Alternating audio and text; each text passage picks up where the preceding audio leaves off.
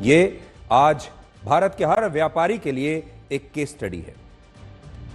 जब पूरे देश में होली और जुम्मे की नमाज पर लोगों का जोश हाई होना चाहिए था, तब पूरा देश इन त्योहारों पर हाई अलर्ट पर है।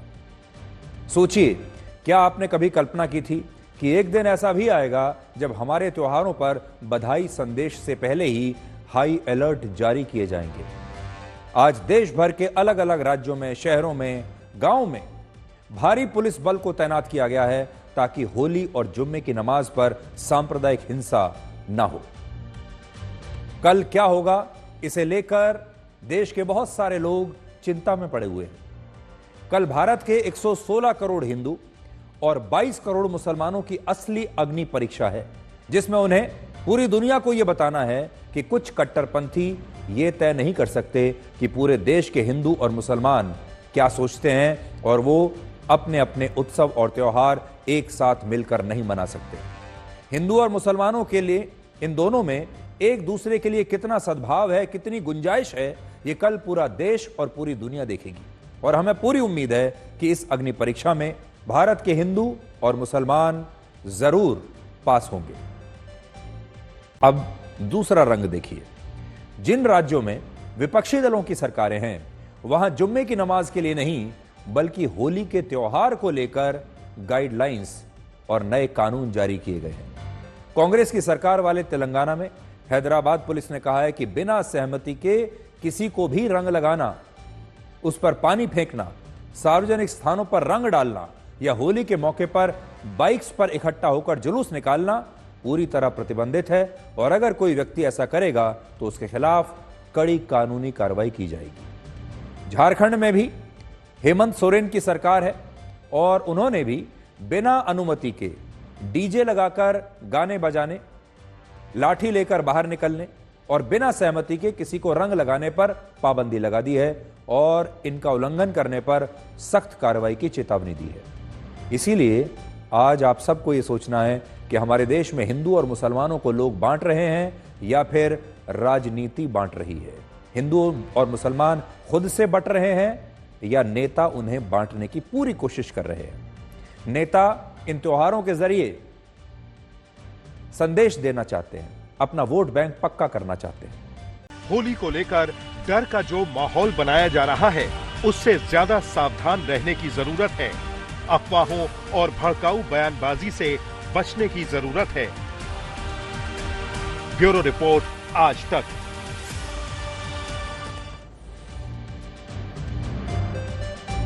ये तो सांप्रदायिकता की बात हो गई, लेकिन वाकई में अब होली कितनी बदल चुकी है। और एक ज़माना था जब पूरे साल लोग होली का इंतज़ार करते थे। कई महीनों पहले से होली की तैयारियां करनी शुरू कर दिया करते थे। लोग होली पर अपनी छुट्टियों की अर्जी कई महीने पहले डाल दिया करते थे कि होली के मौके पर अपने घर जाएंगे, अपने गांव जाएंगे, अपने परिवार के साथ होली का त्यौहार मनाएंगे। होली एक ऐसा त्यौहार था, महीनों पहले तक इसकी तैयारियां शुरू हो जाती थी और कई दिन पहले से होली का जो रंग है वो हवा में महसूस होने लगता था। होली आने वाली है, होली आ गई है, इसे आप महसूस कर सकते थे हवाओं में। उस समय डीजे नहीं होते थे, पार्टियां नहीं होती थी, इवेंट मैनेजमेंट नहीं थे, महंगे रंग नहीं थे, लोग महंगे कपड़े पहनकर होली नहीं मनाते थे, रसोई में बने व्यंजन खाते थे, व्यंजनों की तैयारी घर में की जाती थी। परिवार के सदस्य दूर दूर से अपनी नौकरियों से छुट्टी लेकर घर लौटते थे और होली मनाते थे, पड़ोसियों के साथ, अपने पक्के दोस्तों के साथ। और होली जो है वो फैशन और पैसे का इजहार नहीं था, बल्कि होली सिर्फ प्यार का इजहार था। होली में आपको प्यार दिखता था, सरलता दिखती थी, सादगी दिखती थी। होली में किसी प्रकार का कोई मैनेजमेंट नहीं था। होली एक इवेंट मैनेजमेंट जैसी नहीं दिखती थी। कल्पना कीजिए, जिन अस्पतालों में आप इलाज कराने के लिए जाते हैं, जिस वार्ड में, जिस कमरे में आपको रखा जाता है, भर्ती किया जाता है, या जिस बेड पर आपका इलाज होता है, अगर वहां कोई काला जादू हो रहा हो, टोना टोटका हो रहा हो या कोई तांत्रिक विद्या का प्रयोग किया जा रहा हो, तो आप क्या करेंगे? आपको कैसा लगेगा? ये जो खबर है, ये काले जादू और अस्पताल के बारे में है। काला जादू आपने सुना होगा, लोग अलग अलग तरह से काला जादू करते हैं। बहुत सारे लोग शमशान में जाकर काला जादू करते हैं, लेकिन क्या अस्पताल में भी काला जादू हो सकता है? मुंबई में एक बहुत मशहूर अस्पताल है, आपने भी नाम सुना होगा, उसका नाम है लीलावती हॉस्पिटल। और लीलावती हॉस्पिटल के मौजूदा ट्रस्टी प्रशांत मेहता और वहां के एग्जीक्यूटिव डायरेक्टर और मुंबई पुलिस के पूर्व कमिश्नर परमबीर सिंह ने आरोप लगाया है कि इस अस्पताल में कुछ साल पहले तक काला जादू हुआ करता था और उन्हें एक कमरे की खुदाई करने पर फर्श के नीचे इंसानी खोपड़ियों और हड्डियों से भरे 8 कलश मिले हैं, जिनमें कुछ बाल और चावल के दाने भी रखे हुए थे। इन सारी चीजों को देखकर ऐसा लगता है कि इस अस्पताल में रात के वक्त काला जादू होता था और यह काला जादू करने के आरोप लीलावती हॉस्पिटल के पूर्व ट्रस्टी विजय मेहता के बेटे और उनके भतीजों पर लग रहे हैं। अब पहले इस राजनीति को भी समझिए। ये आप जो देख रहे हैं, ये खुदाई उस अस्पताल में इसलिए हो रही है, इसी काले जादू की सच्चाई जानने के लिए खुदाई हो रही है। और जब ये खुदाई हुई तो फर्श के नीचे से कलश निकले, जिसमें इंसान की हड्डियां थीं, इंसान की खोपड़ियां थीं, बाल थे और चावल के दाने थे। अब राजनीति को समझिए। विजय मेहता किशोर मेहता के छोटे भाई थे, जिन्होंने लीलावती हॉस्पिटल की नींव रखी थी। वर्ष 2002 में उनके भाई विजय मेहता ने धोखाधड़ी करके अपने सगे बेटे और भतीजों को इस अस्पताल का नया ट्रस्टी बना दिया और किशोर मेहता को स्थायी ट्रस्टी के पद से हटा दिया। इसके बाद अदालतों में 14 वर्षों तक यह कानूनी लड़ाई चली। वर्ष 2016 में किशोर मेहता फिर से लीलावती हॉस्पिटल के स्थायी ट्रस्टी बन गए और पिछले साल उनकी मृत्यु के बाद उनके बेटे प्रशांत मेहता इस अस्पताल के नए ट्रस्टी बने। जब उन्होंने इस अस्पताल में काला जादू होने के दावों की जांच कराई, क्योंकि इससे पहले उन्हें बहुत सारे लोग ऐसे मिले जो ये उन्हें बताते थे कि इस अस्पताल में काला जादू करवाया जा रहा है, तो उन्होंने इसकी जांच कराई और इसमें 1250 करोड़ रुपए के घोटाले के साथ यह पता चला कि पूर्व ट्रस्टी और उनके परिवार के ही लोग इस अस्पताल में काला जादू कर रहे थे। और यह काला जादू इसलिए किया गया ताकि नए ट्रस्टी को नुकसान पहुंचाया जा सके। यह काला जादू किसी मामूली अस्पताल में नहीं हुआ है, बल्कि यह बहुत बड़ा अस्पताल है, बहुत मशहूर अस्पताल है। मुंबई के बड़े बड़े नेताओं से लेकर बड़े बड़े फिल्म स्टार्स यहां इलाज कराने के लिए आते हैं इसी लीलावती अस्पताल में। और हाल ही में एक घटना में घायल होने के बाद अभिनेता सैफ अली खान का इलाज भी इसी लीलावती अस्पताल में हुआ था। आपको याद होगा, कई दशक पहले कुली फिल्म की शूटिंग के दौरान जब अमिताभ बच्चन को गहरी चोट लगी थी, तब उनका इलाज भी इसी लीलावती अस्पताल में हुआ था। और कोविड के समय संजय दत्त का इलाज भी इसी अस्पताल में हुआ। और इसलिए इस खबर ने हर किसी को चिंता में डाल दिया है और इस मामले में एंटी ब्लैक मैजिक एक्ट के तहत अब पुलिस ने शिकायत दर्ज भी कर ली है। अब हम आपको यह बताएंगे कि अमेरिका के राष्ट्रपति डोनाल्ड ट्रंप ने टेस्ला कार क्यों खरीदी। राष्ट्रपति ट्रंप के विशेष सलाहकार, उनके सबसे खास मित्र और दुनिया के सबसे अमीर उद्योगपति इलॉन मस्क चाहते थे कि राष्ट्रपति ट्रंप टेस्ला की एक नई इलेक्ट्रिक कार खरीदें। इसके लिए व्हाइट हाउस के साउथ लॉन में टेस्ला के अलग अलग मॉडल्स की कुल मिलाकर 5 गाड़ियों को वहां पर पार्क किया गया, जिसमें टेस्ला का साइबर ट्रक भी था। यह सब हो रहा है व्हाइट हाउस में, सोचिए। और इलॉन मस्क अपने 4 साल के बेटे के साथ व्हाइट हाउस आए और उन्होंने एक एक करके सभी गाड़ियों के बारे में राष्ट्रपति ट्रंप को जानकारी दी। इसके बाद राष्ट्रपति ट्रंप ने इनमें से एक गाड़ी को खरीदने का फैसला किया और इस गाड़ी का नाम है मॉडल एस। यह एक इलेक्ट्रिक कार है और इसकी कीमत है 70 लाख रुपए। राष्ट्रपति ट्रंप ने कहा है कि उन्हें अपने दोस्त इलॉन मस्क से कोई डिस्काउंट नहीं चाहिए और उन्होंने पर्सनल चेक देकर, यानी अपना खुद का व्यक्तिगत पैसा देकर इलॉन मस्क से इस गाड़ी को खरीदा है। अपने पैसे से खरीदा है, अपनी जेब से पैसा दिया है। हालांकि बहुत सारे लोग ये भी पूछ रहे हैं कि जब राष्ट्रपति ट्रंप इस गाड़ी में बैठे तो उन्होंने इस गाड़ी को चलाकर क्यों नहीं देखा, उन्होंने ड्राइव क्यों नहीं किया। तो इसका कारण भी बड़ा दिलचस्प है। वो ये कि अमेरिका में वर्तमान और पूर्व राष्ट्रपति को सुरक्षा कारणों की वजह से खुद कोई गाड़ी चलाने की अनुमति नहीं है। वहां का राष्ट्रपति कभी भी खुद गाड़ी नहीं चला सकता, उन्हें अनुमति ही नहीं है। राष्ट्रपति ट्रंप ने कहा है कि इस गाड़ी को व्हाइट हाउस का स्टाफ इस्तेमाल करेगा और यह गाड़ी उन्हें बड़ी पसंद आई। हालांकि दुनिया में इस खबर को लेकर दो सवाल सबसे ज्यादा उठ रहे हैं। पहला सवाल यह कि क्या राष्ट्रपति ट्रंप ने टेस्ला की इस कार को खरीदकर इलॉन मस्क का एहसान उतारने की कोशिश की है, क्योंकि 4 महीने पहले हुए राष्ट्रपति चुनावों में इलॉन मस्क ने डोनाल्ड ट्रंप के प्रचार पर 2,500 करोड़ रुपए खर्च किए थे, खुलकर उनका साथ दिया, खुलकर लगातार चुनाव प्रचार में उनके साथ खड़े रहे। राष्ट्रपति ट्रंप ने खुद एक इंटरव्यू में कहा था कि इलॉन मस्क ने उनका बहुत साथ दिया है और यही कारण है कि अब ट्रंप को भी इलॉन मस्क का यह एहसान उतारना पड़ रहा है। और एहसान इसलिए उतारना पड़ रहा है क्योंकि इलॉन मस्क की जो टेस्ला गाड़ियां हैं, अभी उनकी स्थिति ठीक नहीं है। टेस्ला की सेल लगातार नीचे गिर रही है, उसके शेयर लगातार नीचे गिर रहे हैं और टेस्ला की जो गाड़ियां हैं, एक जमाने में जिस प्रकार से बिका करती थी, अब नहीं बिकती। इलॉन मस्क को लगा होगा कि अगर राष्ट्रपति ट्रंप इस गाड़ी में बैठेंगे, इसे अपने काफिले में इस्तेमाल करेंगे, इसे खरीद लेंगे, तो ये गाड़ी फिर से चल निकलेगी। इससे बड़ा प्रचार किसी गाड़ी का और क्या हो सकता है। अगर हम आम बोलचाल की भाषा में कहें तो राष्ट्रपति ट्रंप इलॉन मस्क का एहसान उतार रहे हैं। इस वक्त इलॉन मस्क और उनकी लगभग सभी कंपनियों को जबरदस्त नुकसान हो रहा है। 1 जनवरी से 11 मार्च के बीच इलॉन मस्क की कुल नेटवर्थ 132 बिलियन यूएस डॉलर्स यानी 11.5 लाख करोड़ रुपए से ज्यादा कम हो चुकी है। यह नुकसान भारत के सबसे अमीर उद्योगपति मुकेश अंबानी और गौतम अडानी की कुल नेटवर्थ से भी ज्यादा है, जितना कि नुकसान उनको हो गया है। यह उनका नेटवर्थ नहीं है, यह तो नुकसान है। इसके अलावा 18 दिसंबर से लेकर अब तक टेस्ला कंपनी को शेयर मार्केट में 70 लाख करोड़ रुपए का नुकसान हो चुका है। उसका शेयर लगातार गिर रहा है। अमेरिका के लोगों में इलॉन मस्क के खिलाफ काफी गुस्सा है, क्योंकि वो सरकार के खर्चों में कटौती करने के लिए सरकारी कर्मचारियों की संख्या घटा रहे हैं और इसके कारण अमेरिका में मस्क के खिलाफ भी विरोध प्रदर्शन हो रहे हैं और टेस्ला के एक शोरूम में भी इससे पहले गोलियां चल चुकी है। दूसरी तरफ दुनिया के बाजारों में टेस्ला की गाड़ियों की बिक्री कम हो रही है।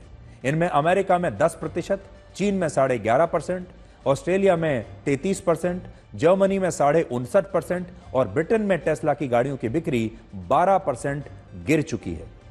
ये वो टॉप 5 देश हैं जहां टेस्ला की गाड़ियों की सबसे ज्यादा बिक्री होती थी, लेकिन अब यह तस्वीर बदल रही है और इलॉन मस्क इसकी वजह से बहुत चिंता में पड़े हुए हैं। इस समय इलॉन मस्क की जो 7 बड़ी कंपनियां हैं, उनमें स्पेसएक्स, एक्स और न्यूरालिंक प्रमुख हैं। उनमें सबसे ज्यादा पैसा टेस्ला कंपनी ही कमा कर देती है और यही कारण है कि इलॉन मस्क को लगता है कि अगर राष्ट्रपति ट्रंप टेस्ला की गाड़ी को खरीदेंगे तो शायद अमेरिका और बाकी देशों में टेस्ला की गाड़ियों की गिरती हुई बिक्री फिर से बढ़नी शुरू हो जाएगी। हालांकि ये दांव उल्टा पड़ता हुआ दिख रहा है। राष्ट्रपति ट्रंप ने 70 लाख रुपए में टेस्ला की जो गाड़ी खरीदी, उस मॉडल के खिलाफ लोगों में सबसे ज्यादा शिकायतें हैं। इस मॉडल के खिलाफ टेस्ला को सबसे ज्यादा 37 रिकॉल नोटिसेस जारी हो चुके हैं।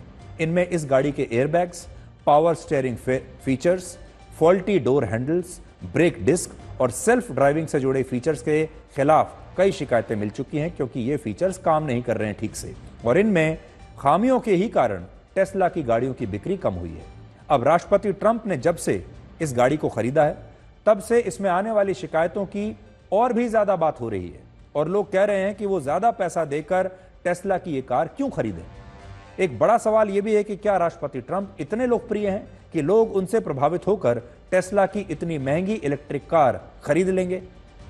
मॉर्निंग कंसल्ट के मुताबिक राष्ट्रपति ट्रंप दुनिया के सबसे लोकप्रिय नेताओं की सूची में 5वें नंबर पर हैं। इस सूची में पहले स्थान पर भारत के प्रधानमंत्री मोदी हैं, जिनकी अप्रूवल रेटिंग 75% है, जबकि मैक्सिको, अर्जेंटीना और स्विट्जरलैंड के बाद इस सूची में राष्ट्रपति ट्रंप का नंबर है और उनकी अप्रूवल रेटिंग है 52%, प्रधानमंत्री मोदी से बहुत नीचे।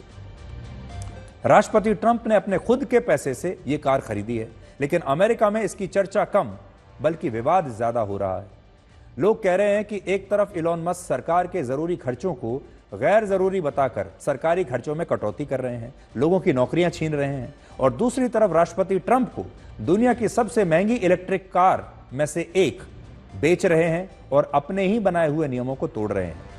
आज जब चीन में सबसे सस्ती इलेक्ट्रिक कार की कीमत लगभग 5 लाख रुपए है, भारत में 10 लाख रुपए है, तब टेस्ला की सबसे सस्ती इलेक्ट्रिक कार 28 लाख रुपए की है।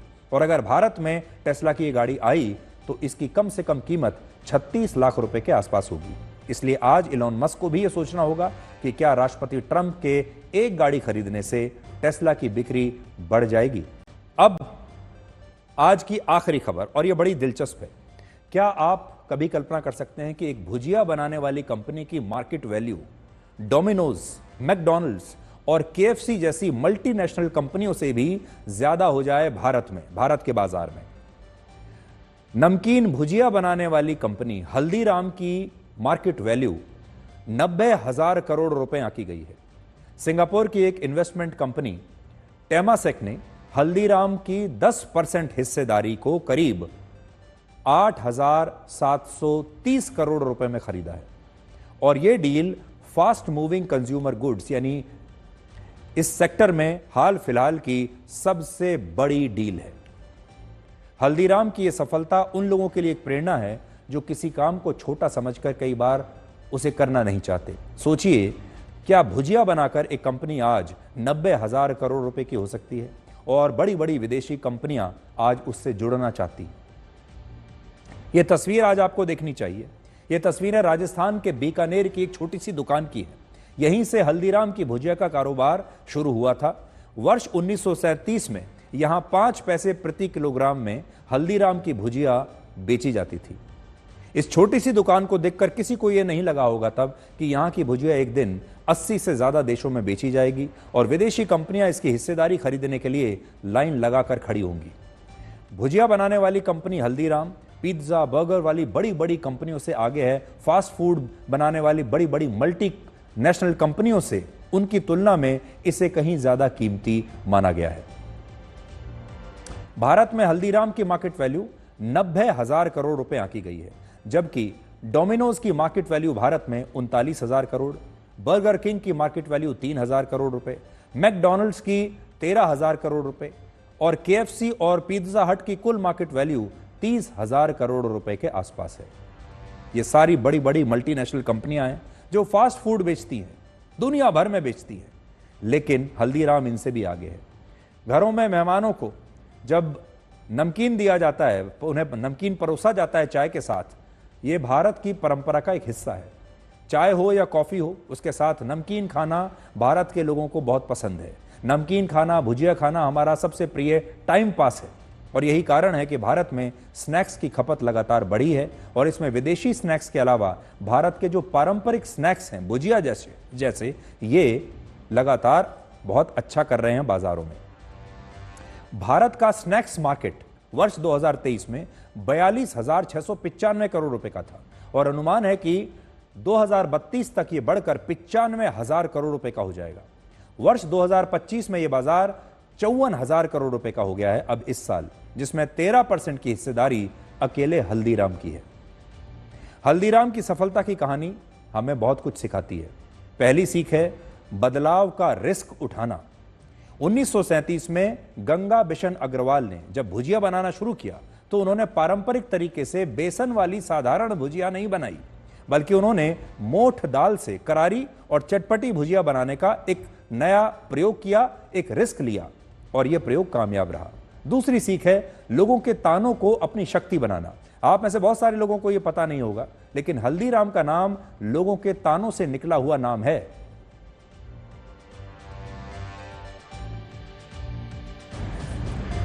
तो अगर आपने अपना रास्ता स्पष्ट किया है, आपने लोगों की चिंता नहीं की है, रिस्क उठाने से आप डरे नहीं और अपने प्रोडक्ट पर अगर आपको लगातार विश्वास है, भरोसा है, तो फिर आपको कोई रोक नहीं सकता। जमाना भले ही बदल रहा है। लोग कहते हैं आज के जो युवा हैं वो सिर्फ फास्ट फूड खाना चाहते हैं।